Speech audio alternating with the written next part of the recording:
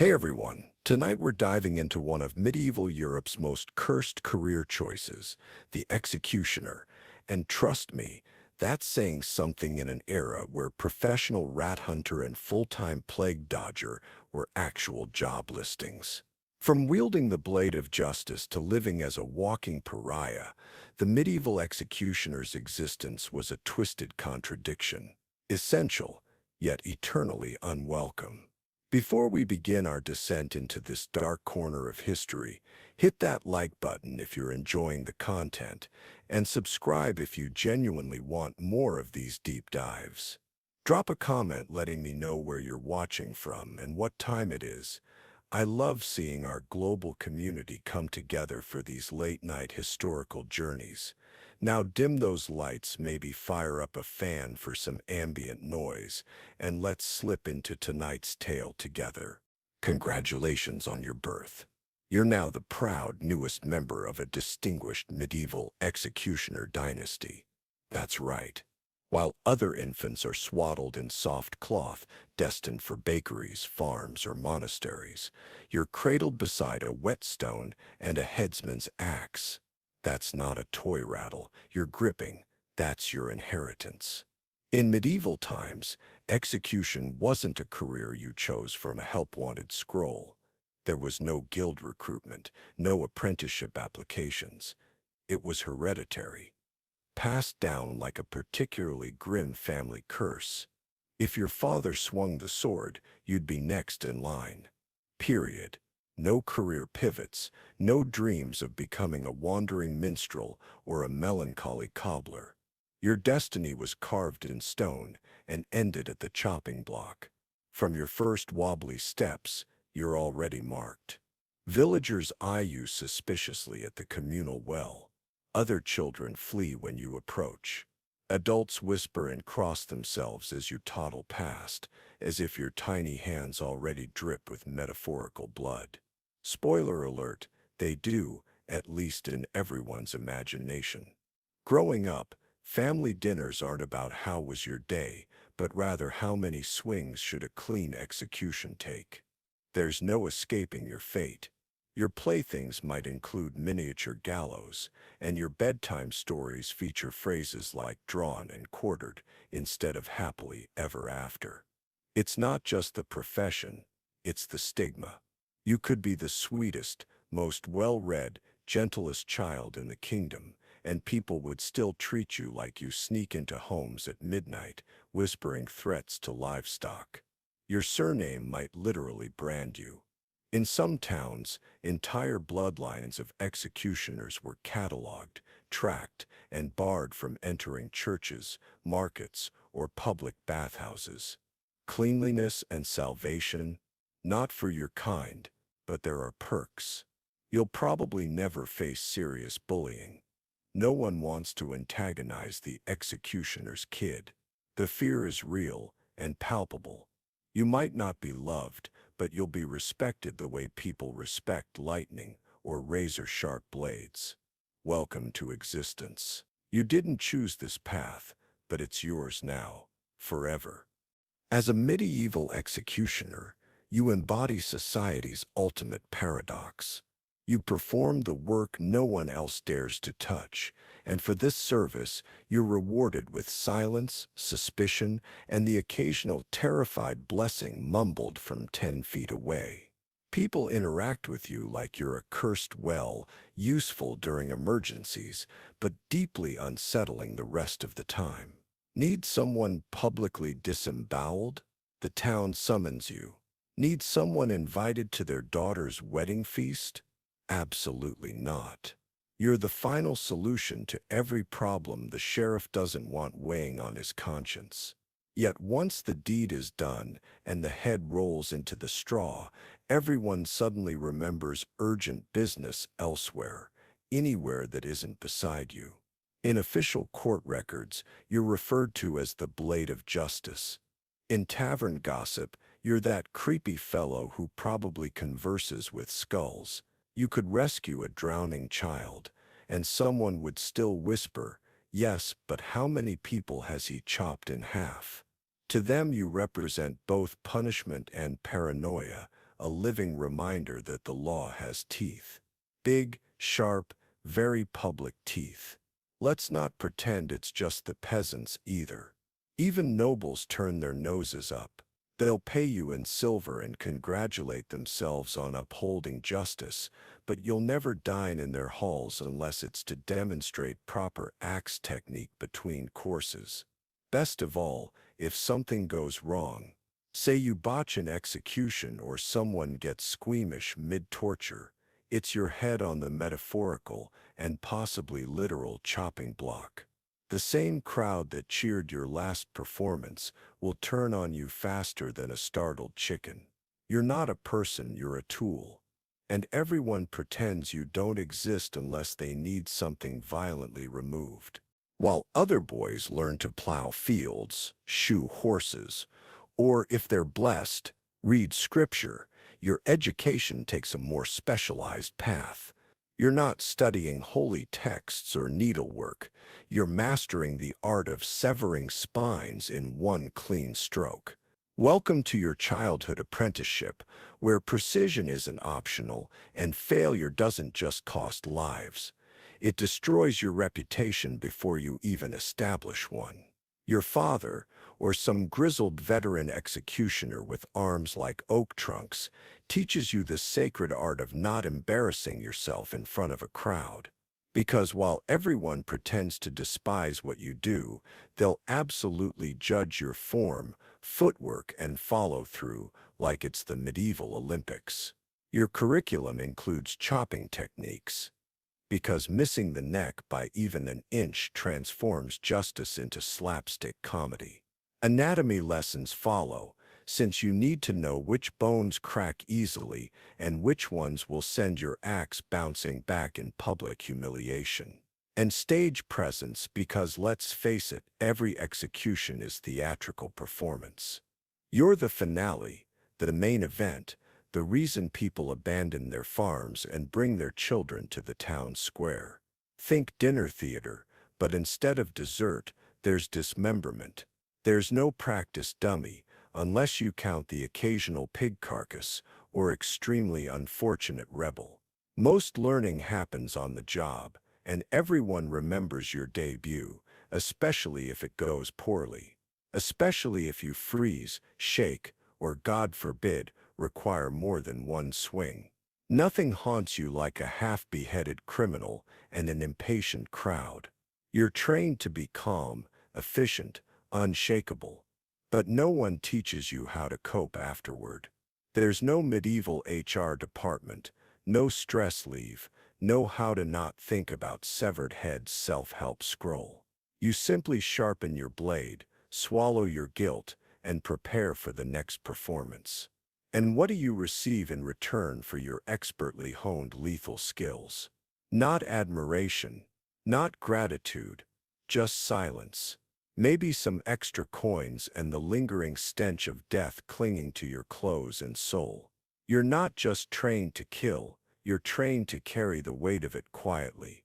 Picture this. It's a bright morning. The market square bustles with life. Bakers hawk bread that smells vaguely edible. Blacksmiths hammer away with impressive confidence. The butcher enthusiastically waves a cleaver. Everyone shouting prices, gossiping, living their little medieval lives. Then you appear. The crowd parts like you're carrying plague in one hand and a severed head in the other. And to be fair, sometimes you are. But even when you're just there to buy turnips, people scatter like rats from torchlight. Executioners were often forbidden or heavily discouraged from entering public markets. In some towns, you had to wait until after hours to purchase food. In others, you had your own designated corner of shame, where vendors left goods for you to collect, like cursed medieval delivery service. Why? Because apparently the man who handles legal killings is somehow too unclean to touch a radish. If you dared mingle with regular folks, things got awkward fast. Merchants would grab your coins with tongs, or worse, refuse them entirely. You could be holding clean silver, and they'd react like you'd handed them a live scorpion dipped in guilt. Oh no, Not from you, good sir. We're, out of cabbage today. Children get yanked away. Crosses are made. One particularly dramatic fishwife spits every time you walk by, not at you, just near enough to make her feelings crystal clear. Touching goods was risky business. If you picked up a loaf of bread, no one else would want it. If you so much as grazed the apples, that entire crate might end up dumped in a ditch out of sheer spiritual panic. One brush of your cursed executioner fingers, and suddenly produce goes from farm fresh to forbidden. Eventually, most executioners learn to send someone else for shopping, if they could manage it. A relative, a bribed servant, anyone with a less unsettling aura, someone whose hands didn't smell faintly of burning justice. And so you retreat again, back to your isolated dwelling, your private food supply, your increasingly antisocial lifestyle. Because even when you're off the clock, the town remembers exactly who you are. And they'd really prefer if you didn't touch the cheese. Congratulations, you've got your own place. Unfortunately, it's not in town. Not even close. Your new address reads, beyond the northern gate, past the gallows, next to where the wild boars roam. As a medieval executioner, you don't just get the cold shoulder, you get full banishment by zoning law. You're not permitted to live inside the city walls with normal people. Instead, your residence sits somewhere between a hermit's hut and a haunted outpost. You're less village member, more unpleasant forest NPC. There's reasoning behind this, naturally. A combination of superstition, religion, and good old-fashioned hypocrisy. The same folks who hire you to swing an axe at 10 a.m. don't want your allegedly cursed energy wafting through their neighborhood by 6 p.m. Your house usually sits near the execution grounds because that's convenient. Convenient for whom exactly remains unclear. Not for you, certainly. You live in the shadow of your work, literally. Gallows creaking in the wind, crows eyeing you like potential practice, sometimes corpses still dangling in view of your breakfast table. Bon appétit. The place itself is yours, technically. A gift from the city, which is medieval speak for we dumped some lumber in a field and said good luck, drafty, damp, and wonderfully secluded. Your home might be the only dwelling in Christendom, with a doormat reading abandoned hope, all ye who enter here. Not for visitors, but for your own self-esteem. No neighbors, no casual strolls, no visiting merchants or passing monks. Just you, your tools, and the occasional raccoon with no sense of personal space. You might hear church bells in the distance, but you won't hear marketplace laughter. You're close enough to serve the town, but far enough to never belong to it. And when storms roll in, who rushes to check on you? No one. The town forgets you exist until the next criminal needs a very final solution. So there you dwell, outside the walls, a man apart, visible only when your presence is required. Like thunder, ominous functional, and best appreciated from a distance. So you're an executioner. You live outside the walls. Your handshake gets treated like a biohazard, and your grocery runs require diplomatic finesse. But surely you can find comfort in family, right? Well, here's the thing. Medieval executioners did have families. They just faced significant challenges starting them. Once your occupation becomes known, your dating prospects plummet faster than a heretic through a trapdoor. No one wants to marry the guy whose job description includes cleanup of arterial spray. Respectable families lock their doors when you pass. Fathers clutch their daughters closer. Even the town drunk who once proposed to a goat looks at you and says, "Bit much, don't you think?" Your dating pool ends up shallow. Very shallow. Often the only people willing to marry executioners are other outcasts. Grave diggers, knackers, lepers, or if you're fortunate, widows whose standards have taken serious structural damage. Romantic candlelit dinners. Try hushed conversations in alleyways so no one witnesses her talking to you. If you do manage to marry and have children, they inherit your profession like a curse sewn into their skin. Sons get trained from youth to swing steel with surgical precision. Daughters carry the name, which is usually enough for social exile by age 6. It's not so much a family as it is legally necessary support staff. Your family can't attend festivals, can't walk through town together, can't pretend to be normal for even a single Sunday. If they attend church, they sit in back or don't go at all. Because even salvation has bouncers. Over time, that isolation takes its toll. You love your children, certainly, but you also pass them a future that reeks of blood and loneliness. The family tree doesn't grow, it repeats. Same job, same shame, same invisible wall between you and the rest of humanity. There are no proud portraits, no family crests, just a long line of people who wore hoods not to hide their faces, but because the world never wanted to see them in the first place. So you've executed your duties, literally, all week. You've lopped off heads, disemboweled a heretic or two, and maybe even cleaned your blade with holy water out of sheer anxiety. Surely it's time to confess your sins. Light a candle, say a prayer, start fresh. Not quite. In the eyes of the medieval church, you exist somewhere between necessary evil and walking contradiction. Yes, you enforce divine justice. Yes, you serve the state and uphold law and order. But also mice, and this is important. You kill people for a living, which inconveniently happens to be a sin. Despite doing God's dirty work, you're not exactly welcome in his house. Many executioners were outright denied confession. Some priests wouldn't listen. Others insisted you undergo ritual cleansing before stepping inside the church, which proves tricky because no amount of soap washes away a reputation. Don't even consider receiving Holy Communion. That was reserved for clean souls. Yours carries a permanent stain.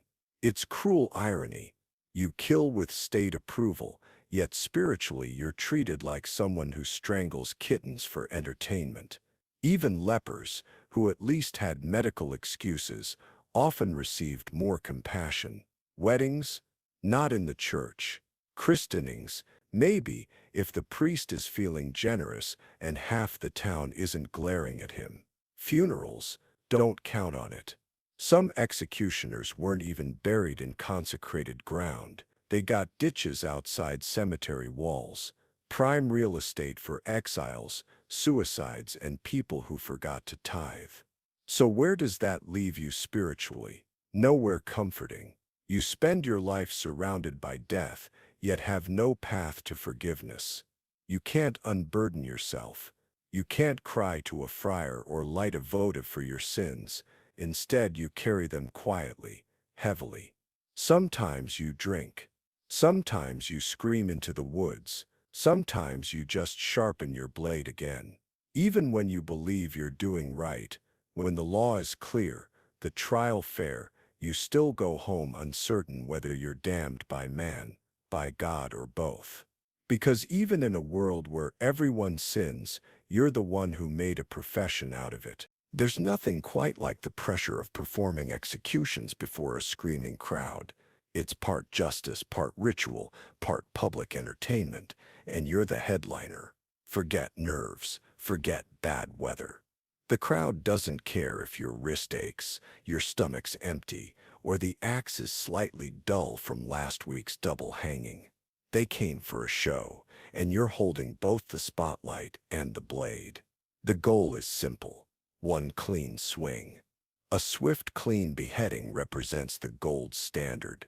Anything less triggers murmurs. Miss by an inch, the crowd gasps. Require a second swing. They groan. A third, now they're booing. Some are laughing. One kid just started crying. Someone hurls an onion. And honestly, you feel it too. The shame, the failure, the victim still twitching on the block, blood spurting incorrectly, your boots sticky with regret. You weren't trained for this part. The psychological shrapnel that comes from turning someone's final moment into civic embarrassment. Sometimes the axe gets caught in bone. Sometimes the condemned jerks at the last second. Sometimes your hand simply slips.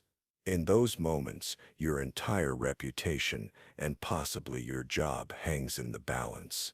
Here's the thing, no one cares how difficult the job is.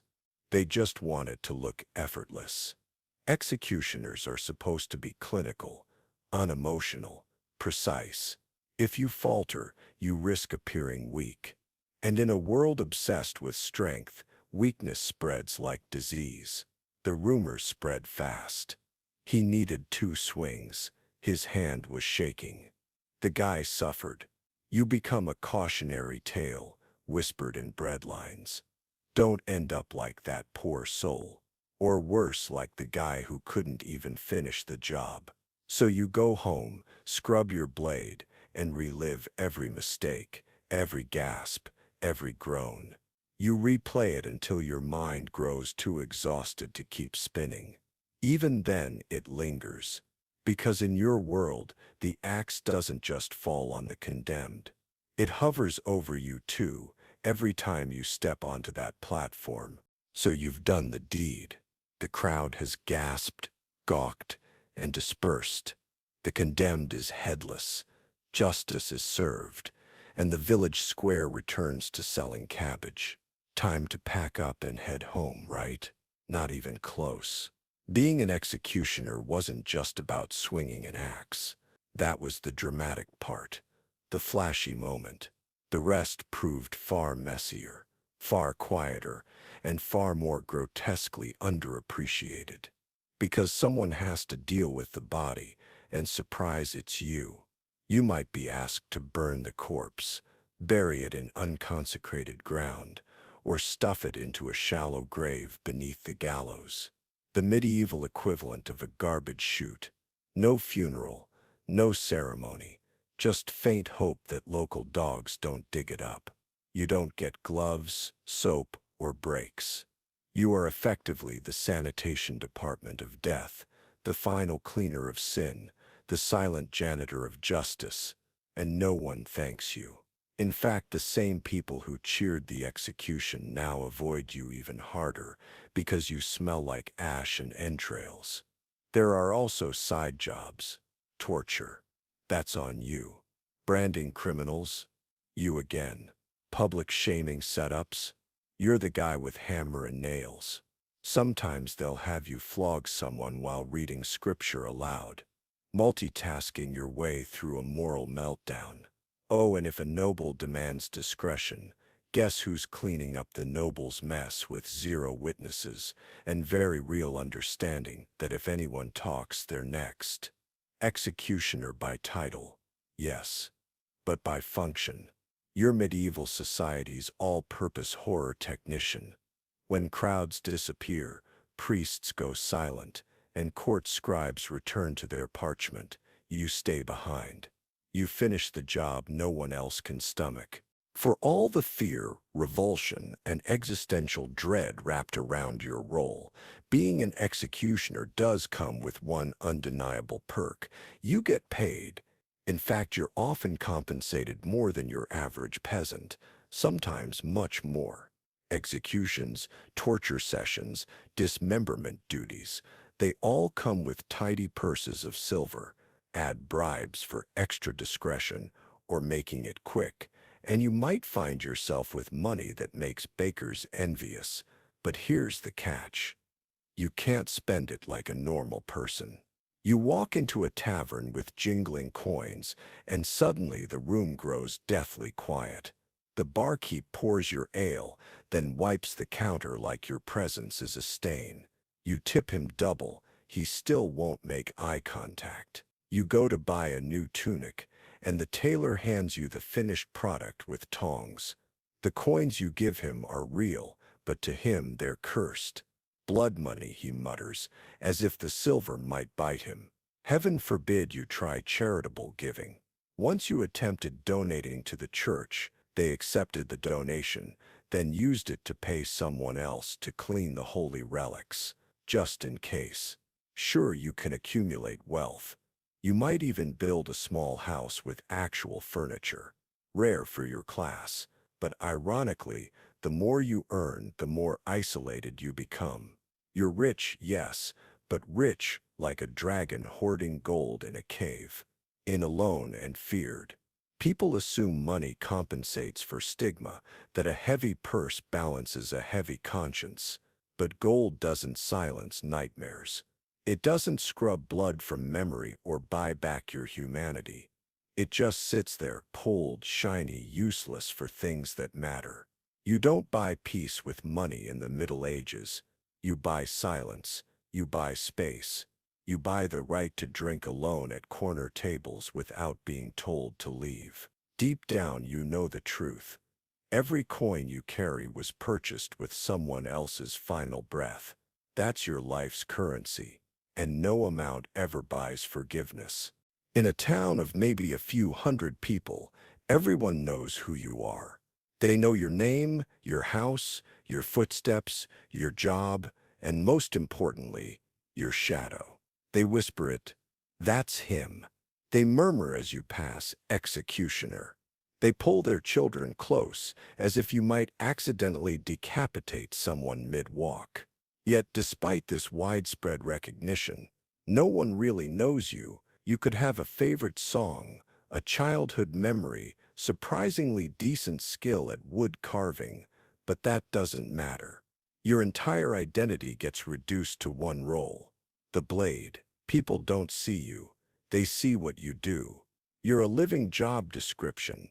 Even when you're off duty just walking to buy onions, people cross streets like you're contagious. No one asks how you're doing. No one asks if the job weighs on you, because they've already decided you don't feel anything. To them, you're not a man with doubts or regrets. You're the axe with legs.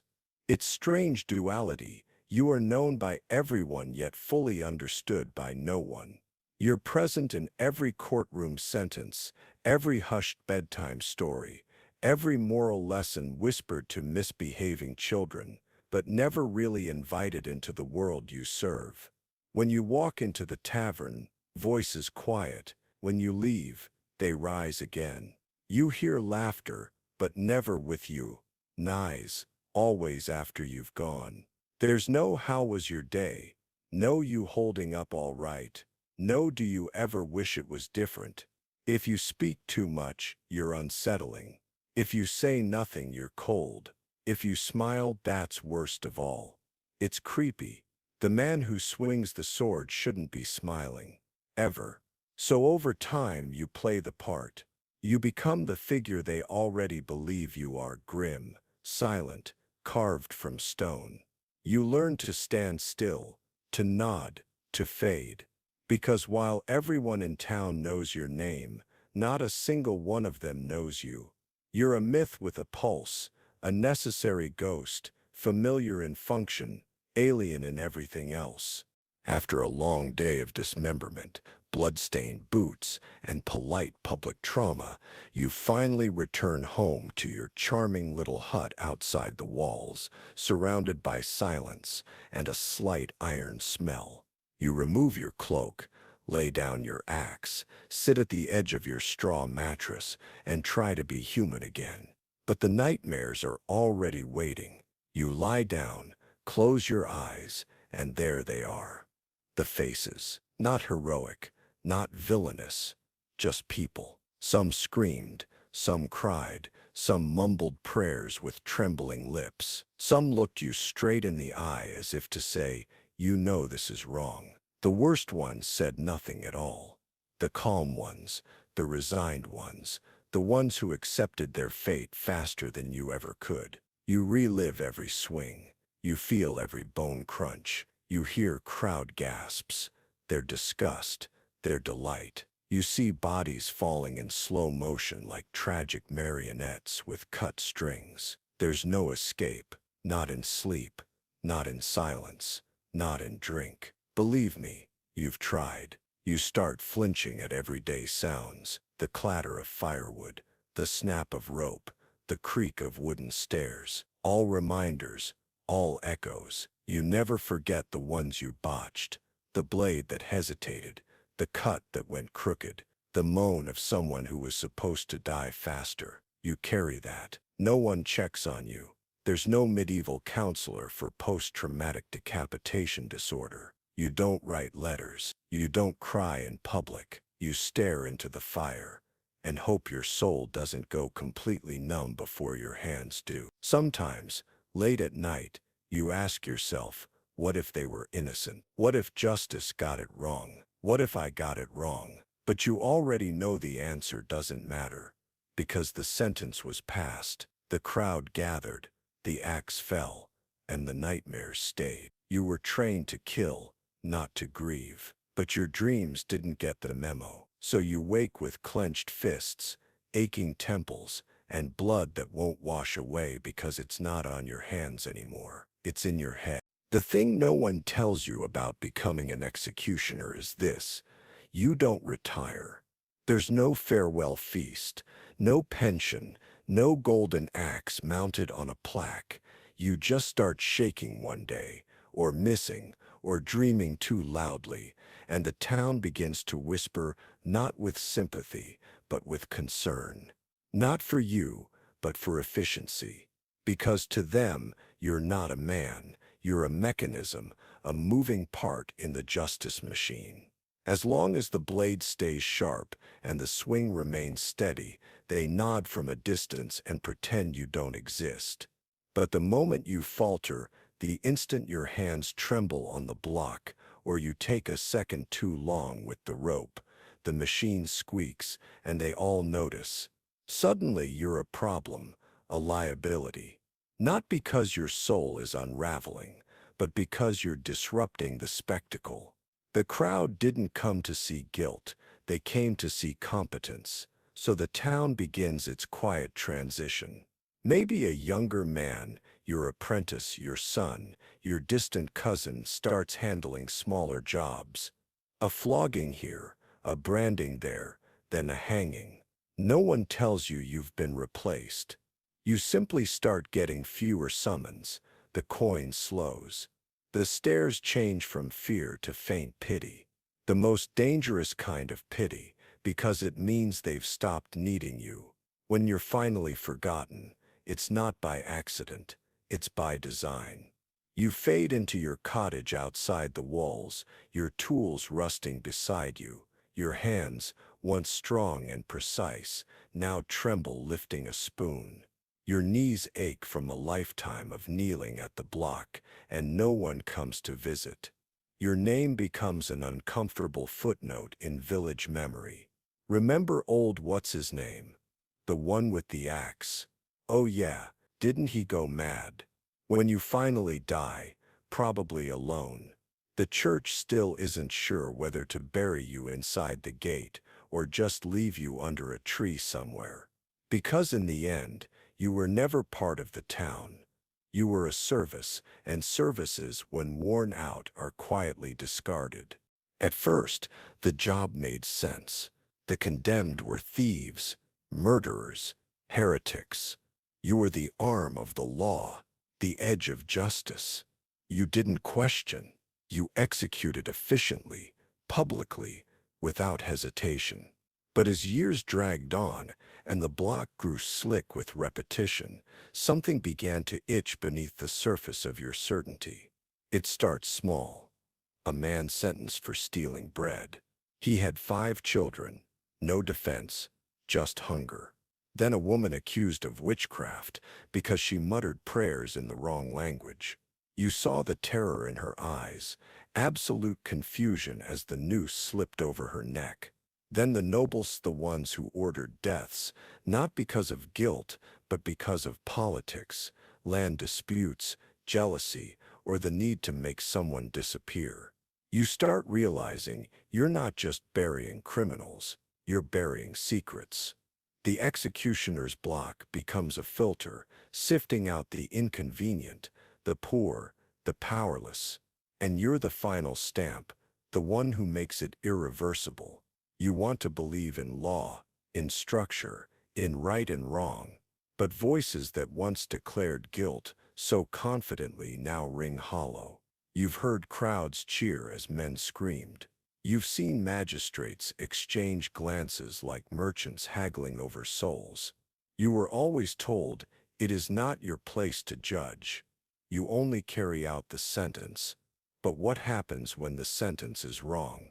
There's no room to ask, no confessional booth, no forum.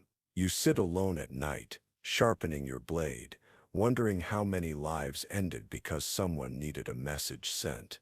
You can't say anything, not just because it's dangerous, but because who would listen? You're the executioner. No one believes the man who wears the hood. You don't get opinions, you get orders. So you bury justice one stroke at a time, not because you want to, but because you have to. Because in this world, truth is a luxury, and you're just the broom that sweeps it under the scaffold. The worst part, you're starting to think you were never justice's sword, just its grave digger. You spent your life in service, not to glory, not to gold, not even to justice, to duty. The grim, blood-soaked kind no one discusses at feasts. When your end finally comes, it isn't dramatic. No poetic final words, no family gathered at your bedside, just a cough that doesn't go away, a slow fade in a straw-stuffed bed that still smells faintly of iron and damp rope. One final breath, and that's it. No bells toll, no priest rushes to your side. No one weeps. Your body gets found by a local boy, or maybe not found at all until the smell becomes a problem. The town clerk marks your passing in one sentence scribbled on the back of a tax ledger: executioner deceased. Replacement pending. There's no funeral procession, no carved headstone, maybe a wooden marker if someone remembers, but it won't survive winter. You're not buried in the churchyard, of course. You're laid in earth outside the gates, the same gates you were never allowed to pass through in life. Executioners, after all, were unclean, tainted, useful, disposable. You were the one who buried hundreds, yet no one truly buries you. The town moves on quickly. There's always another blade, another son, another poor soul who inherits the job like a curse wrapped in tradition. In years to come, people might speak of you in fragments. The one who beheaded that baron. Remember the one who drank alone and never looked anyone in the eye. Or worse, what was his name again? Your legacy isn't stories or children or peace. It's silence. It's absence. It's the space you filled that no one wants to discuss. Maybe that's fitting. You spent your life ensuring the guilty were forgotten. You just didn't realize you'd be forgotten with them. So in the end, your death mirrors your life, necessary but never mourned. Because in medieval society, you were never meant to be remembered. You were meant to be endured, and now you're finally not. It all started with water running through a ditch. On January 24th, 1848, a man named James W. Marshall, working on the American River near Coloma, California, looked down and saw something strange glinting in the sun. At first, he didn't believe it. Just a tiny yellow flake. Could have been fool's gold. But no, it passed the scratch test. It was real gold. Actual gold. He ran to tell his boss, John Sutter, who was less than thrilled. Sutter wasn't thinking about riches. He was thinking about land. He was building an agricultural empire and knew what a gold discovery meant. Chaos, stampedes of strangers, squatter claims, and the end of his carefully laid dreams. So the two men tried to keep it quiet. Spoiler, they failed miserably. Within weeks, rumors spread like wildfire, literally faster than the mail system. Locals showed up with pans and pickaxes. People abandoned jobs mid-shift. Sailors jumped ship in San Francisco and vanished into the hills. Newspapers didn't bother fact-checking. Gold found in California was printed like gospel. Then all hell broke loose. That summer, President Polk confirmed the discovery in a speech to Congress. That was it. The genie was out of the bottle. By 1849, over 90,000 people, nicknamed 49 Earths, were pouring into California by land, sea, and every miserable in-between route imaginable. What started as one man squinting into a muddy trench became the largest mass migration in U.S. history. But here's the thing. Marshall never got rich. Neither did Sutter. The discoverers ended up broke, bitter, and pushed aside as the gold fever they unleashed consumed everything. Picture it. One accidental flicker in a muddy trench led to a global stampede, reshaped the map, fueled American expansion, and catapulted California from sleepy frontier to statehood in just 2 years. The irony. The men who found the gold barely got a nugget. Now that we've set the stage, let's dive deeper into the madness, the migration, and the myths that turned California into the land of golden dreams and broken promises. So in 1850, just 2 years after the first gold nugget was discovered, California became the 31st state. That's lightning speed for U.S. expansion. And unlike many other Western territories, it skipped the awkward adolescent phase as a territory. Straight to statehood, no waiting around. But there was a price. California was admitted as a free state, prohibiting slavery. This sent the already delicate balance between free and slave states into chaos. The South was outraged. The North was thrilled, and the political tension dragged the nation one step closer to civil war. Meanwhile, back in California, the wealth kept pouring, and not just from gold. Businessmen realized that the miners were the real treasure chest. A German immigrant named Levi Strauss began selling durable canvas pants that miners couldn't rip through, and created blue jeans. Leland Stanford sold supplies to miners before going on to help construct the Transcontinental Railroad and establish Stanford University. That railroad, by the way, became the lifeline connecting California's gold to eastern markets. Before the railroads, it took months to reach California by land or sea. With trains, a matter of days. The gold rush didn't just ignite economic growth, it ignited infrastructure, commerce, and a surge in Western migration. And while California grew wealthier and more connected, the U.S. realized something else. Whoever controlled the West might just control the future. If the gold rush transformed men into legends, it also transformed landscapes into war zones. The earliest mining efforts were relatively gentle. Pans, shovels, maybe a rocker box along a riverbank. But as the surface gold disappeared, miners turned to more brutal methods. That's when things got nasty. By the mid-1850s, hydraulic mining emerged. Picture this. Massive nozzles called monitors fired water with enough force to demolish entire hillsides. Entire mountains were reduced to mud slurry in the search for tiny flakes of gold. It was fast, efficient, and completely devastating. Trees were obliterated. Hills vanished. Rivers ran brown for miles. Sediment from hydraulic mining clogged riverbeds and flooded farmlands. The once fertile Central Valley began drowning under tons of mining debris. The Sacramento and San Joaquin rivers overflowed, not just from rainfall, but from the unnatural buildup of displaced earth. Crops died. Fish populations crashed. It wasn't mining. It was slow-motion environmental warfare. Miners also used mercury to help extract gold from sediment. It worked, but the mercury didn't vanish. It seeped into soil, flowed downstream, and contaminated ecosystems.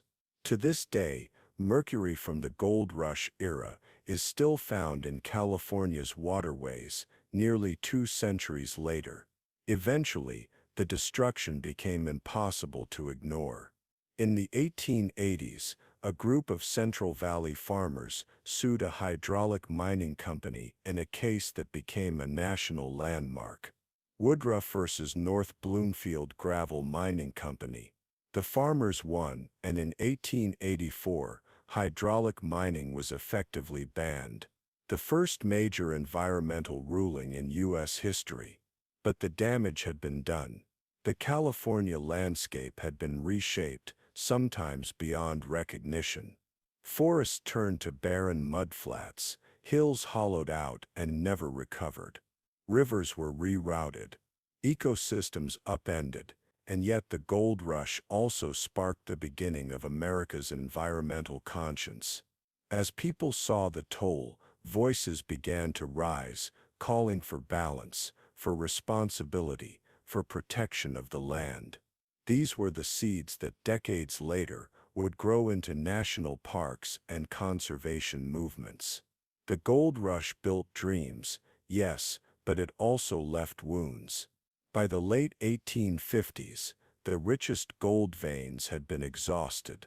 Boom towns began to empty, and the pickaxes were traded in for plows, pens, and printing presses.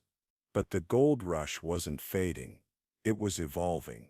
What started as a chaotic scramble became a cultural legend. The California gold rush carved itself into the American imagination as a story of adventure, freedom, and reinvention.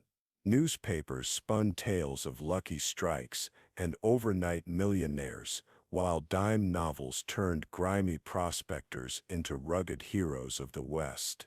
Of course, reality was messier, but myths rarely need facts. The prospector became an American icon. Weathered hat, long beard, gold pan in hand. Never mind that most real miners were broke, or buried in shallow graves. The image stuck. California became synonymous with opportunity. The American dream suddenly had a location. Even phrases we still use today were born in this gold-soaked era. Striking it rich, panning for gold, and yes, even the mother lode. They all echo the slang of 1850s mining camps. And let's not forget the iconic Levi's jeans, born from the rugged needs of miners and eventually adopted by the world. Cities like San Francisco leaned into the legend. What had once been a lawless port now rebranded itself as a gateway to success. Tourism pamphlets spoke of gold country and old mining towns. Began staging festivals, reenactments, and parades, celebrating a time that had nearly destroyed them. The gold rush also deeply influenced American cinema. Westerns romanticized the lone miner with a heart of gold, fending off claim jumpers and wooing saloon girls. It wasn't accurate, but it sold tickets and helped cement the frontier myth in popular culture. But beneath the glamorized legends lay harder truths of environmental damage, racial exclusion, and lives lost in pursuit of fleeting glitter. Still, the dream endured, and perhaps that was the point. Because the gold rush wasn't just about wealth. It was about hope. The belief that if you were brave or lucky, or stubborn enough, you could change your life with a shovel and some grit. The California gold rush officially ended in 1855, but its impact never really stopped. California, once a remote Mexican frontier, had become a powerhouse. Within just a few years, it had gained statehood, reshaped America's economy, and attracted people from every continent. But more than that, it had become a symbol of reinvention, of ambition, of what might still be buried just beneath the surface. The population surge didn't just bring gold hunters. It brought builders, teachers, merchants, and dreamers. Former miners started farms, businesses, newspapers. The infrastructure built for gold was repurposed for growth. Roads turned into trade routes, camps into cities, and shacks into homes. San Francisco went from a mud-soaked outpost to a thriving metropolis practically overnight.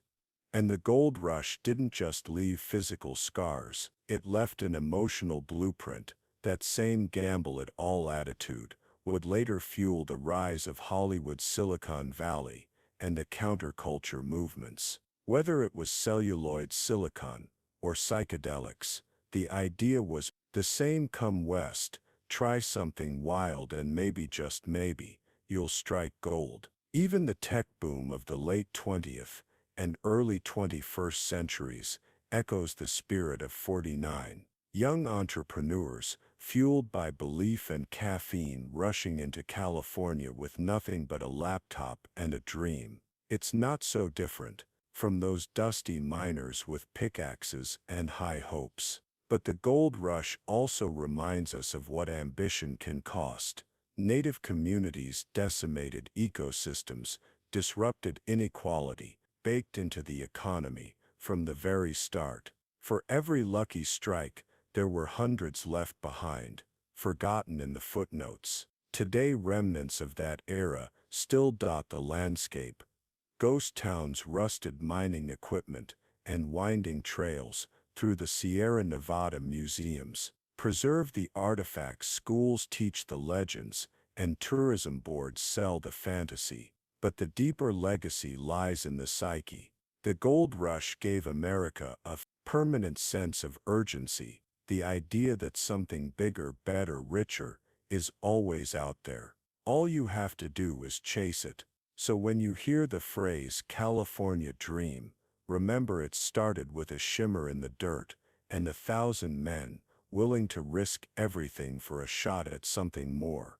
Before anyone carved laws into stone or inked treaties onto papyrus, trade was already shaping the ancient world. It began not with maps or merchants, but with footsteps, worn tracks across hills and valleys, beaten by prehistoric peoples in search of what they lacked. Long before the Silk Road, the Amber Road, or the Spice Route, there were trails of salt, stone, and survival. Imagine a time before writing, before cities, when humans lived in scattered tribal groups, bartering goods out of necessity. One village had flint, another had shells, a third had access to salt, a precious preservative in a world without refrigeration. Somehow those items moved, traded hand to hand, tribe to tribe across vast and difficult terrain. And the evidence is clear. Obsidian from Anatolia shows up in Neolithic dig sites, hundreds of miles away. Baltic amber turns up in graves as far south as Mycenaean Greece. Someone long before borders and bureaucracy was moving these goods. These first trade routes were not carved or engineered. They were organic, dictated by nature. Rivers became highways. Mountain passes became corridors. Forest trails became lifelines. And with each passing generation, these paths grew more defined. Hunters became traders, and traders became messengers, carrying not only goods, but also gossip stories, and even early religious ideas. Trade wasn't just about objects, it was about knowledge. It was how farming techniques, metallurgical skills, and even early artistic styles spread between cultures. Tribe that learned how to smelt copper from another might change its entire way of life. A decorative motif shared through traded pottery might inspire a whole new artistic tradition. These exchanges were slow, often spanning generations, but they were revolutionary. And all of this happened before writing existed. The legacy of these early routes lies in their persistence. Many later trade roads, like parts of the Silk Road or the Arabian incense trails, followed the same general paths, first used by prehistoric traders. These invisible highways were the nervous system of early human connection. web of trails that wove the world together long before anyone ever drew a map. By 3000 BCE, the scattered barter trails of prehistory had evolved into something more sophisticated, structured commerce between cities, kingdoms, and eventually empires. Nowhere was this transformation more dramatic than in Mesopotamia, the land between the Tigris and Euphrates, often called the cradle of civilization. It was also the cradle of ancient commerce. The Sumerians, and later the Akkadians and Babylonians, weren't just farmers and builders, they were traders, and they knew the value of keeping records. Around this time, they developed cuneiform, one of the earliest known writing systems. At first it was used to track goods, how much grain was traded, how many goats exchanged, what quantity of beer was delivered to the temple storehouse. In other words, writing was born out of the need to manage trade. These Mesopotamian cities didn't have everything they needed, so trade became essential. They imported timber from the Levant, copper from Oman, tin from Iran, and precious stones, like lapis lazuli, from what is now Afghanistan. In return they exported textiles, grain, oil, and intricately crafted goods. Merchants who facilitated this trade weren't adventurers. They were professionals, often backed by temples or royal houses with contracts, ledgers, and risk-sharing agreements. Mesopotamia's trade routes extended overland and along waterways. The Euphrates and Tigris served as the main arteries, with barges ferrying goods between cities like Uruk and Babylon.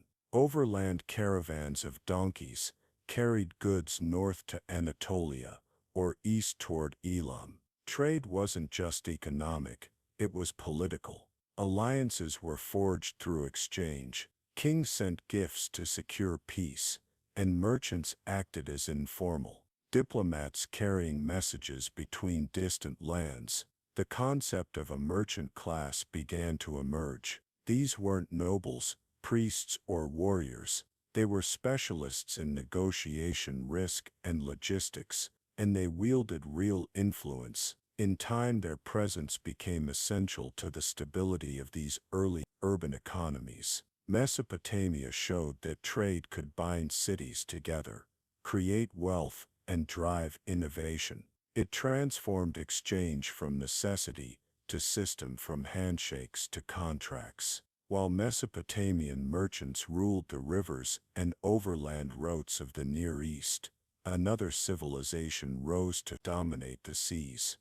The Phoenicians, by 1200 BCE. These master sailors from the Levantine coast, modern-day Lebanon, and parts of Syria and Israel, had transformed the Mediterranean into one of history's most active maritime trade networks. The Phoenicians didn't build empires through conquest, they built them through commerce.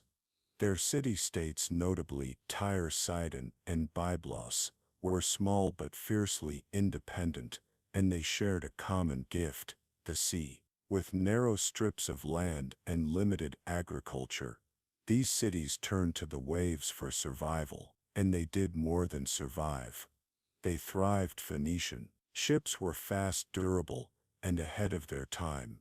They pioneered the use of bireme ships with 2 rows of oars, making long-distance sea travel more efficient and reliable. These vessels crisscrossed the Mediterranean, trading everything from timber and glass to the famed Tyrian purple dye extracted from sea snails and worth its weight in gold. But perhaps their most lasting legacy was what they carried along with their cargo: the alphabet. The Phoenician writing system, with its 22 consonantal letters, would go on to inspire Greek, Latin, Arabic, and Hebrew scripts, the backbone of modern written communication. They established trading posts from Cyprus to Carthage, from Sicily to southern Spain. Carthage itself, which later became Rome's fiercest rival, started as a humble Phoenician outpost. These coastal colonies created a commercial network that rivaled any terrestrial empire. And Phoenician trade wasn't just about moving goods, it was about cultural diffusion. Through their interactions, they spread technologies, religious practices, and art styles across 3 continents. Egyptian scarabs ended up in Iberian graves. Babylonian cylinder seals were found in Greek islands. A web of connection grew tied not by blood or blade, but by trade. Yet for all their influence, the Phoenicians left behind few monumental ruins. Their legacy is quieter, found in shipwrecks, scattered pottery, and the alphabets we still use today, as seafarers like the Phoenicians turned the Mediterranean into a commercial superhighway. Another equally vital network was thriving, far from the coast, across the vast deserts of North Africa and the Arabian Peninsula. These were the trade routes of camel caravans, ancient highways etched into sand, where survival was earned mile by mile. The desert may seem like a barrier, but, for ancient traders, it was a corridor. Long before paved roads, camel caravans connected sub-Saharan Africa with North Africa, the Levant, and Arabia. These routes moved gold, salt, frankincense, myrrh, ivory, slaves, and stories. The camel, known as the ship of the desert, made it all possible. Domesticated around 1000 BCE, the dromedary camel could endure scorching heat, travel days without water, and carry loads of up to 600 pounds. In North Africa, the trans-Saharan trade routes flourished between kingdoms like Ghana, Mali, and later Songhai. These were not barren wastelands, they were networks of oases, market towns, and fortified caravanserai, where traders rested, watered their camels, and exchanged goods under starlit skies. Gold from the Niger River basin traveled north, often traded weight for weight with salt, a vital resource in the tropics. Salt from the Sahara was cut into massive blocks and transported south, forming the backbone of empires. Meanwhile, in Arabia, the incense trade was booming. Frankincense and myrrh harvested in southern Arabia. Modern Yemen and Oman were highly prized in Egypt, Mesopotamia, Greece, and Rome for their use in temples, medicine, and burials. Caravans traversed the Arabian desert along routes like the Incense Road, stopping at cities such as Petra and Mecca long before Islam's rise. These weren't quick trips. Some caravans took months, even years. Traders faced sandstorms, bandits, and extreme dehydration, but the rewards were enormous. Cities like Timbuktu, Gao, and Wallata grew rich and influential, serving as hubs of wealth, culture, and learning. What the desert trade lacked in monuments, it made up for in resilience. These routes connected continents, empires, and faiths. They stitched together Africa, Arabia, and beyond, one hoof print at a time. No ancient trade network captured the imagination or reshaped the world quite like the Silk Road, spanning over 4,000 miles from China to the Mediterranean. It wasn't a single road, but a tangled web of caravan trail, mountain passes, and river crossings that wove together the destinies of entire civilizations. It began in earnest during the Han Dynasty around the 2nd century BCE, when the Chinese Emperor Wu sent envoy Zhang Qian westward in search of allies. What he found instead was opportunity. The discovery that distant peoples were eager for China's most luxurious export, silk, lightweight, durable, and practically glowing. Silk became a sensation across Central Asia, Persia, and eventually Rome, where senators paid fortunes to wear it, and then nervously declared it decadent and dangerous. But silk was just the beginning. East met West in the form of goods, ideas, and even diseases. From China came porcelain, tea, and paper. From India, spices, gemstones, and Buddhism. Persia offered carpets, glassware, and horses. Rome and later Byzantium exported wine, olive oil, and fine metal work. Every link in the chain brought something new and received something unexpected. The road itself was brutal. Traders crossed scorching deserts like the Taklamakan and climbed icy peaks in the Pamirs. Bandits lurked at every pass, and merchants rarely made the full journey. Instead, goods changed hands dozens of times, passed along like whispers through markets and caravanserai. Cultural exchange flourished alongside commerce. Monks, missionaries, and musicians traveled these paths, spreading philosophies and fables. The Silk Road didn't just carry merchandise. It transported mathematics, astronomy, medicine, and art. The spread of Buddhism from India into China and beyond is one of the Silk Road's most profound legacies. Cities like Samarkand, Kashgar, and Dunhuang became cosmopolitan centers where languages mixed and temples stood side by side. Entire empires rose and fell around, controlling key stretches of the route, from the Parthians to the Sogdians to the Mongols. And then came the Black Death, likely carried along these same routes in the 14th century, reminding the world that trade also moves what we can't see. While the Silk Road carried caravans across mountains and deserts, the Indian Ocean offered a liquid superhighway, one that was faster, cheaper, and in many ways even more influential. By 1000 BCE, the Indian Ocean trade network was already humming with activity, connecting East Africa, Arabia, India, Southeast Asia, and eventually China, in a vast web of commerce and culture. Unlike the chaotic unpredictability of land routes, the Indian Ocean had a rhythm: the monsoons. These seasonal winds were predictable, one direction in summer, the opposite in winter.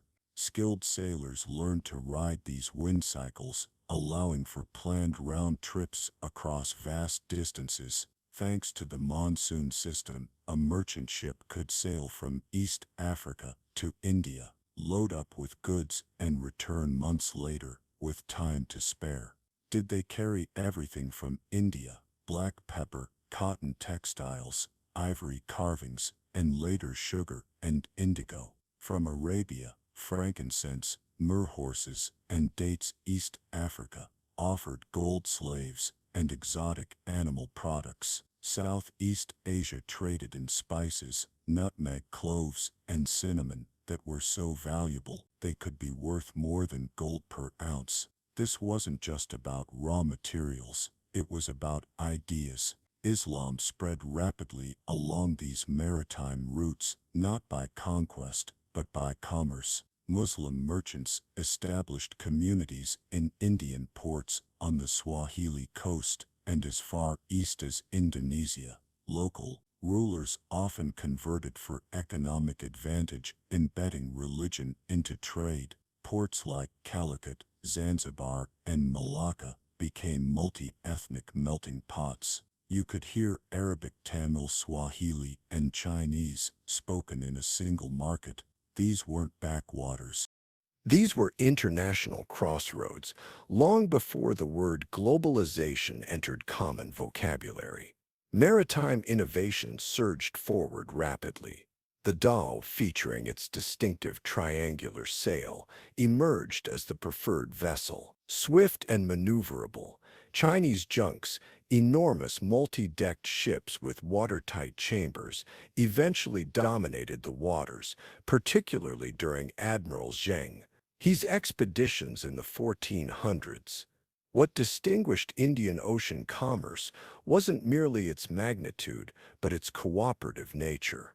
Unlike territorial kingdoms on land, oceanic trade depended more on reciprocal advantage than military conquest, at least before European powers intervened later.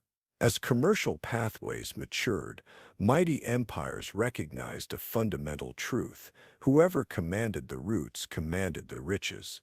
From Persia's royal highway to Rome's stone thoroughfares to the Inca's mountain trails, these overland passages became instruments not simply of trade, but of authority, diplomacy, and governance. Consider the Achaemenid Persians first. By the 5th century BCE, their royal highway extended over 1,600 miles from Susa to Sardis.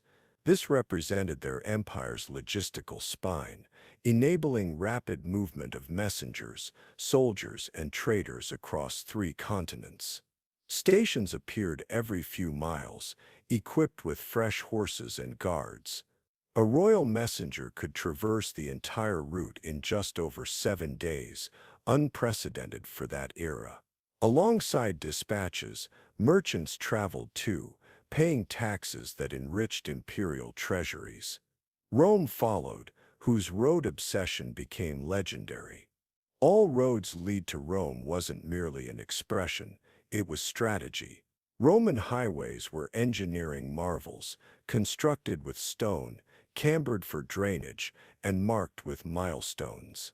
The Via Appia, begun in 312 BCE, connected Rome to southern Italy and became the template for a network eventually spanning over 250,000 miles. These roads enabled rapid troop movement, tax collection, and certainly trade. Provincial goods flowed toward the empire's heart: Egyptian grain, Spanish silver, Syrian glass, and African ivory.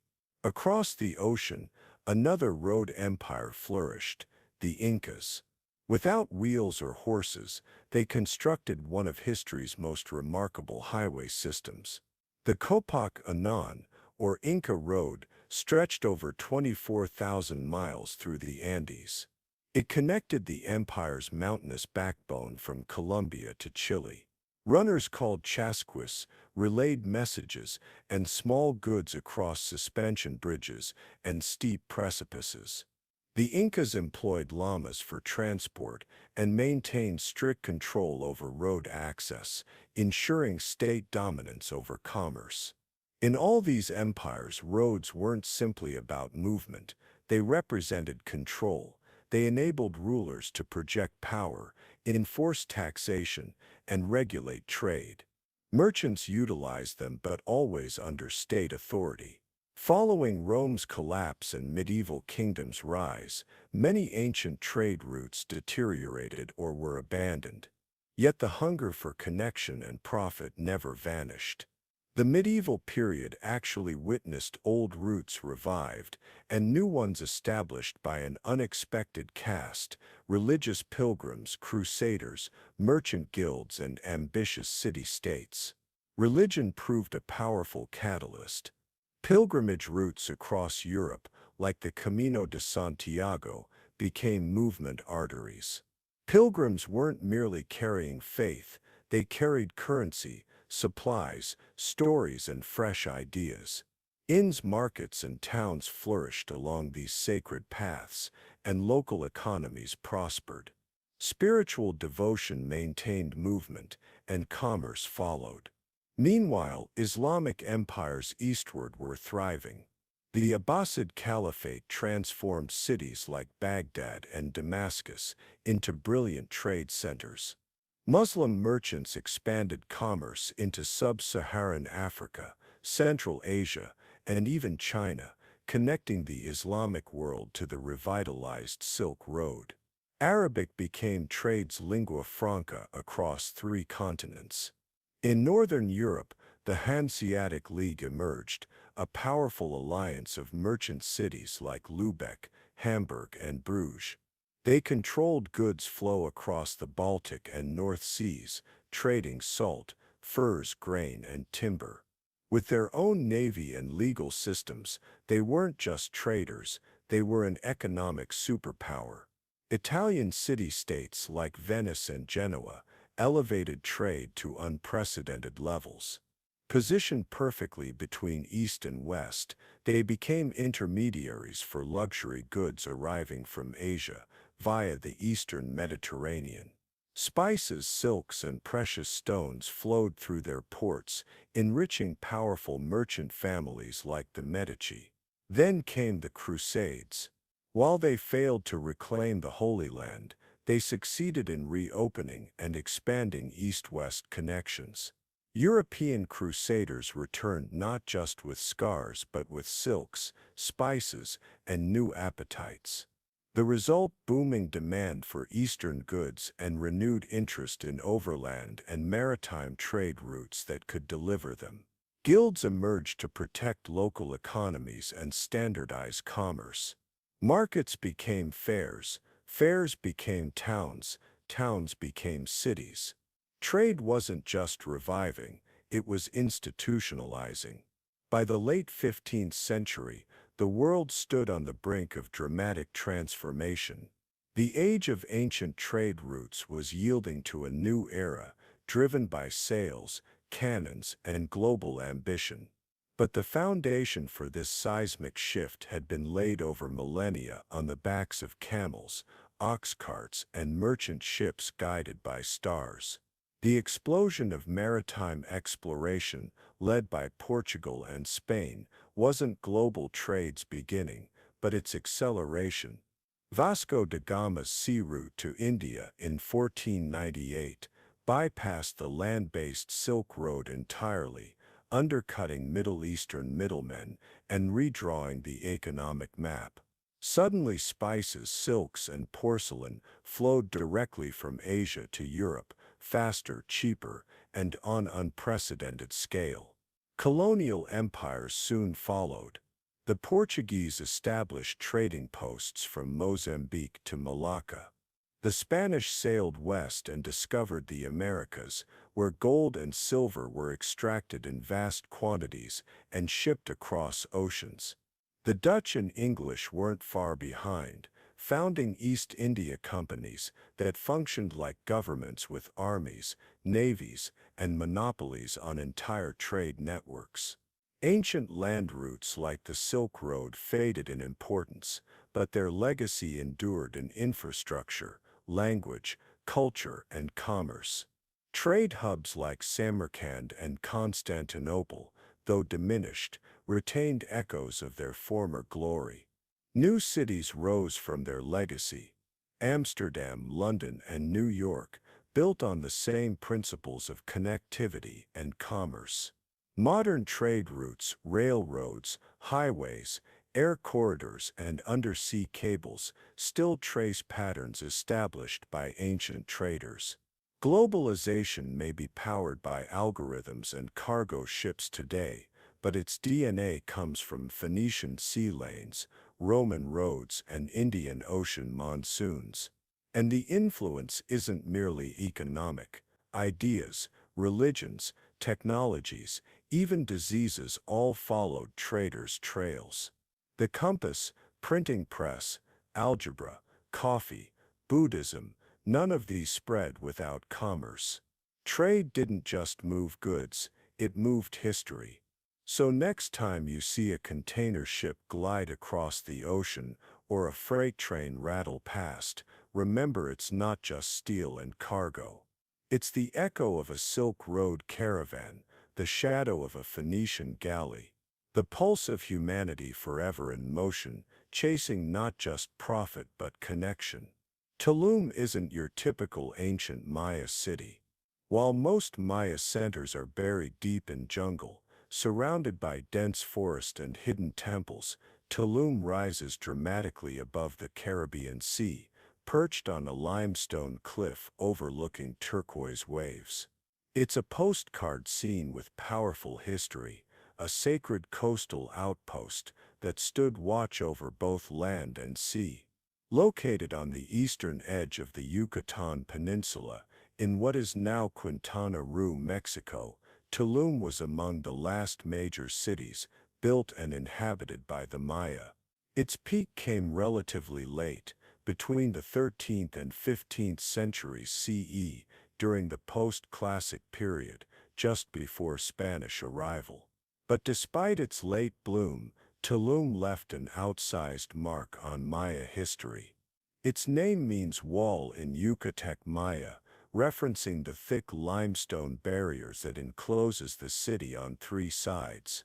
The fourth side, that's the open Caribbean Sea, stretching endlessly eastward. This combination made Tulum uniquely defensible and symbolically significant.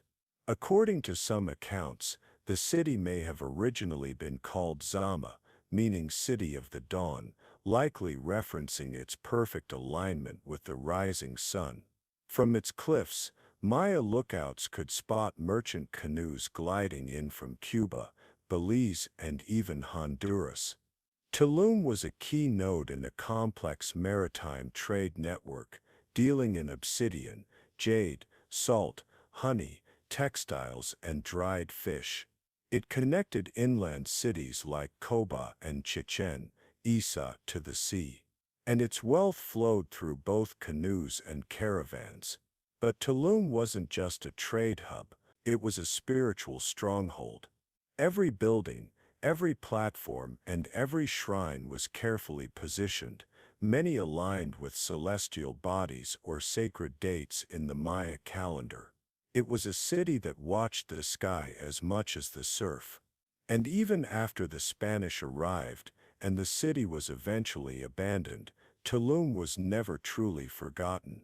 Its ruins remained visible from the sea, a haunting reminder to passing sailors of a civilization that charted the stars long before Europeans arrived.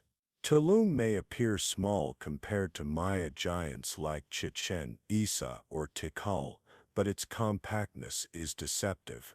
Every structure within its stone walls was placed with purpose, guided by astronomy, spiritual belief, and strategic design. This wasn't just a city, it was a cosmic map carved into stone. At its core, Tulum's layout reflects a balance between the earthly and the celestial. The city is surrounded on three sides by thick defensive walls, each up to 16 feet thick and 10 feet high. A clear statement that Tulum was as concerned with protection as it was with worship. But within those walls lies a careful arrangement of temples, altars, and platforms that aligned with the heavens. The centerpiece of the city is El Castillo, not a castle in the European sense, but a temple pyramid that dominates the skyline. Built on a cliff edge, it served both as a religious shrine and a lighthouse for Maya sailors. When the sun rises directly behind it during key times of the year, it lights the facade in perfect symmetry. Some scholars believe it was used to track the solstices and equinoxes, allowing the Maya to align their rituals with the rhythms of the cosmos. Next to El Castillo is the Temple of the Descending God, named for the carved figure above its doorway. A figure with wings and an inverted posture, believed to represent a celestial or fertility deity. This temple faces west, catching the sunset and perhaps symbolizing the transition from day to night, life to death, key themes in Maya spirituality. Many buildings are constructed on raised platforms and are oriented along precise axes, often northeast-southwest or east-west. These were not arbitrary choices, they echo the Maya obsession with tracking Venus, the sun, and the lunar cycle. Even doorways and windows seem to frame celestial events at certain times of the year. Tulum's planners didn't just design a defensible city, they designed a spiritual calendar in stone. It was a place where architecture, astronomy, and mythology merged into daily life. Rising above the turquoise sea, like a silent sentinel, El Castillo is Tulum's most iconic structure. Positioned at the edge of a limestone cliff, it commands not just the coastline but the heavens, a fusion of engineering, astronomy, and sacred symbolism. Though not as massive as the Great Pyramids of inland Maya cities, El Castillo was never meant to compete in size. It was meant to signal. Built in stages, El Castillo likely served multiple roles: temple, shrine, watchtower, and possibly even lighthouse. During the day, its high elevation and stark stone facade made it visible from far out at sea. For Maya sailors navigating the Caribbean in large dugout canoes, El Castillo marked both a physical and spiritual harbor, a beacon of protection under the watch of the gods. But it wasn't just a daytime guide. At night, fires may have been lit within the temple atop the structure, paired with small windows and aligned with seaward gaps in the reef. The glow could be used to help mariners safely reach Tulum's shore through narrow breaks in the coral. This would make El Castillo one of the earliest examples of a lighthouse-like structure in the Americas. Religiously, El Castillo was likely dedicated to the diving god or the descending god, a celestial figure connected to Venus, the planet that played a central role in Maya cosmology. The Maya believed Venus influenced warfare, agriculture, and the calendar. Structures like El Castillo were used to track its appearances in the sky. During specific dates in the solar and Venusian calendars, the sun would rise or set directly in line with the temple, bathing it in radiant light, a moment of cosmic synchronization. The temple itself is modest in size, but elevated for maximum visibility. Its stairways and niches suggest rituals were held atop, where priests performed ceremonies visible from the plaza and coastline below. Unlike massive ceremonial complexes inland, El Castillo wasn't about grandeur. It was about function, guiding ships, channeling solar energy, and connecting the sea with the sky. Tucked near the center of Tulum's ceremonial core is one of its most fascinating and spiritually charged buildings.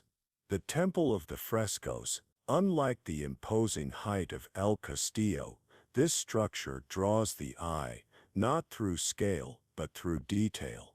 It's a multi-level temple complex rich with symbolism, iconography, and some of the finest surviving Maya murals on the Yucatan coast. The temple served a dual purpose as a shrine and as an observatory. The upper level likely functioned as a ritual space for priests, while the lower chamber housed painted murals and stone carvings that brought the Maya cosmos to life. Though weather and time have eroded many of the original pigments, enough detail remains to offer a stunning glimpse into Maya spiritual thought.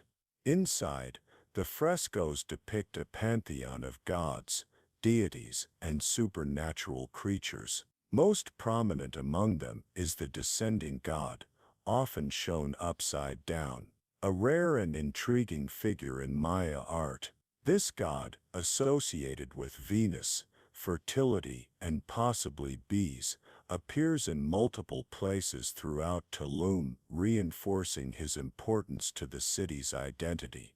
The murals also show scenes of creation, underworld journeys, and cosmic battles. Sky bands, earth monsters, and celestial symbols swirl together in a painted narrative that reflected the Maya view of a multi-layered universe. For the Maya, the world was divided into three parts: the heavens above, the earthly realm, and the watery underworld below, all of which appear in these frescoes in striking visual form. On the exterior, the temple is adorned with stucco masks and niches. Some of these likely held offerings or small idols. Columns support the portico, giving the structure an almost Greco-Maya appearance, a rare architectural feature in this region. Astronomically, the Temple of the Frescoes is thought to have been aligned with key solar events. Windows and sight lines may have marked solstices or equinoxes, helping priests maintain the sacred calendar. It was both a house of worship and a timekeeping device, as functional as it was beautiful. Among Tulum's sacred structures, none is more enigmatic than the Temple of the Descending God. Modest in scale, but rich in symbolism, this temple is dedicated to one of the most mysterious deities in the Maya pantheon. A figure depicted upside down, wings or headdress flared, descending from the heavens. His image appears throughout Tulum, suggesting a guardian presence, a celestial overseer of the city, perched between sea and sky. Located just to the west of El Castillo, the temple stands atop a small platform. It features a single-room sanctuary with a narrow stairway and a prominent niche above the doorway. And there, in the niche, is the defining element, the stucco relief of the descending god. Head first, knees bent, arms outstretched as though mid-flight or mid-fall. No one knows his true name, but scholars have linked him to Kinich Ahal, the sun god, or possibly to a bee deity, revered for its role in pollination and honey production. Essential elements in Maya agriculture and ritual. The descending posture is rare in Maya art and architecture. Typically, deities are shown upright, enthroned, or in combat.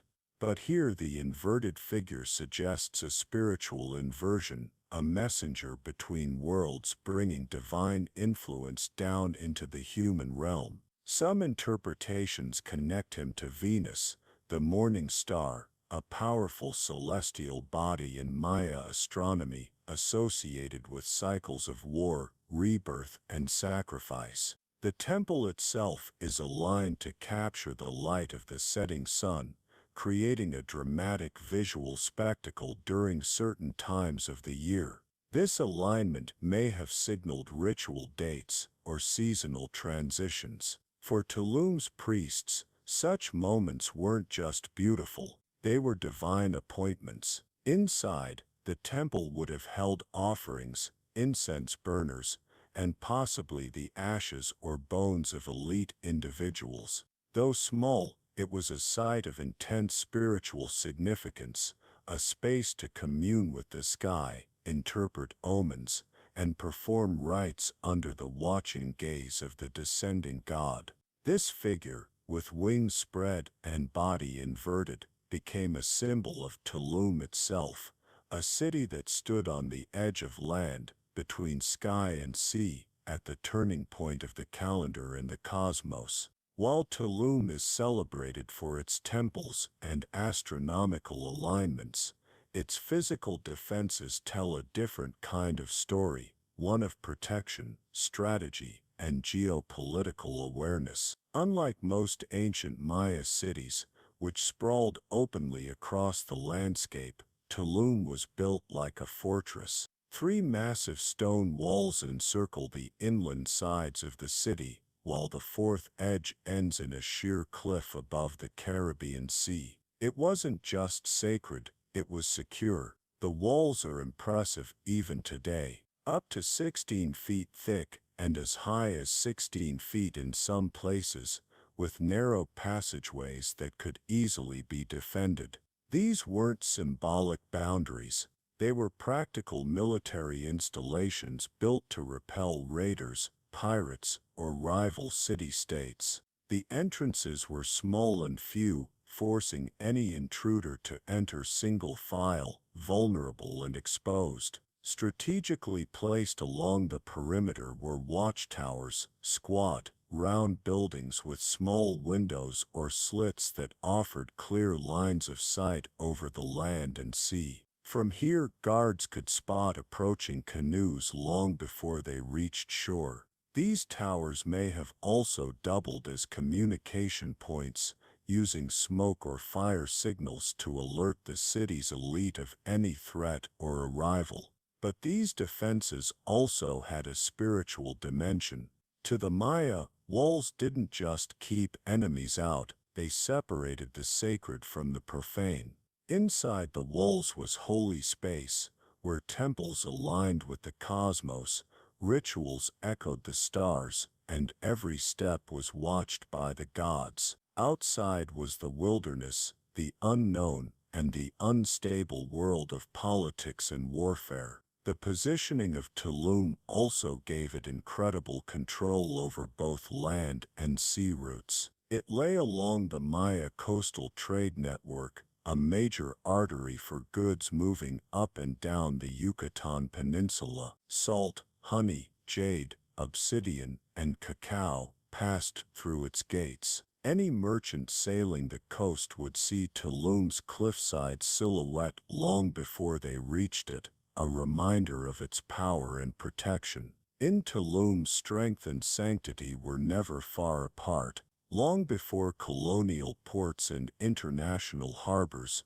Tulum was a thriving maritime trading post, a coastal checkpoint that linked inland Maya cities with the Caribbean world. Its location wasn't chosen for beauty alone. Strategically perched above the sea with access to sheltered landing beaches, Tulum was built to connect.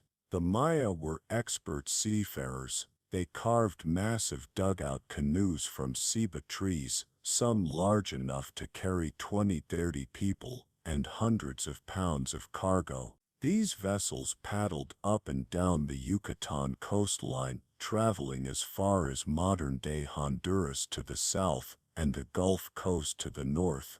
With prevailing currents and consistent trade winds, Maya merchants followed well-established maritime routes that turned Tulum into a key stop. Goods flowed in from every direction. From the inland highlands came obsidian, jade, and cacao, valuable items used in ritual and elite exchange. From coastal regions, merchants brought salt, dried fish, cotton textiles, honey, feathers, and shells. Tulum didn't produce all of these items itself. Instead, it served as a distribution point where goods could be stored, taxed, and redirected along the network. What made Tulum unique was its combination of sea access and defensive structure. Unlike open coastal towns, Tulum had walls. This meant not just protection from raiders, but also control over who came in and out. Goods were monitored, elites collected tribute, and priests likely blessed the transactions, reinforcing the idea that trade and ritual were closely intertwined in Maya society. Foreign merchants may have passed through as well. Some ceramic styles and imported objects suggest contact with other Mesoamerican peoples, including those from central Mexico and the Gulf Coast. Tulum was not isolated. It was plugged into a regional system that pulsed with economic, cultural, and spiritual energy. Canoes likely pulled into small landing beaches just below the cliffs, where goods were offloaded and carried up into the city. From there they could be exchanged, stored, or carried inland by human porters to major cities like Koba. Tulum was a crossroads not just of geography, but of identity. For centuries, Tulum thrived as a sacred stronghold and bustling trade port, but like all great cities, its dominance eventually faded. By the time the Spanish arrived in the early 16th century, Tulum was still standing but already in decline. Its walls remained intact, its temples still visible from the sea, but its golden age was clearly behind it. So what happened? Tulum's decline was likely gradual, not catastrophic. There's no evidence of war or violent destruction, no signs of mass fire or invasion. Instead, it seems the city slowly lost its strategic importance. As trade networks shifted and larger inland centers like Chichen Itza and Mayapan rose and fell, Tulum's influence began to wane. The economic arteries that once flowed through its gates may have rerouted elsewhere. There's also the broader context of Maya civilization. By the late post-classic period, many Maya cities were already experiencing political fragmentation, shifting alliances, and declining populations. Environmental stresses, including droughts and soil exhaustion, likely contributed to the instability across the Yucatan.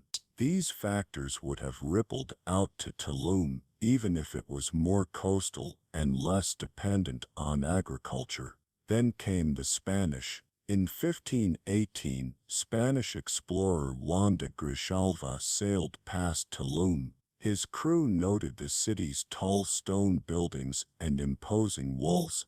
They were struck by its scale and structure. A few years later, during Hernán Cortés's expedition to Honduras, the Spanish again passed by Tulum, remarking on its beauty and the towering temple that stood like a sentinel over the sea. But they did not stop to conquer it, not right away. By the end of the 16th century, however, Tulum was abandoned, whether through disease, disruption of trade, or the cultural upheaval brought by colonization and Christianity. Its people gradually left. What remained were empty temples, wind-worn walls, and the echo of rituals once performed beneath the stars. Yet Tulum never fully disappeared. Unlike many jungle-wrapped Maya ruins, it stood exposed, visible from the water, a ghost city on the cliff.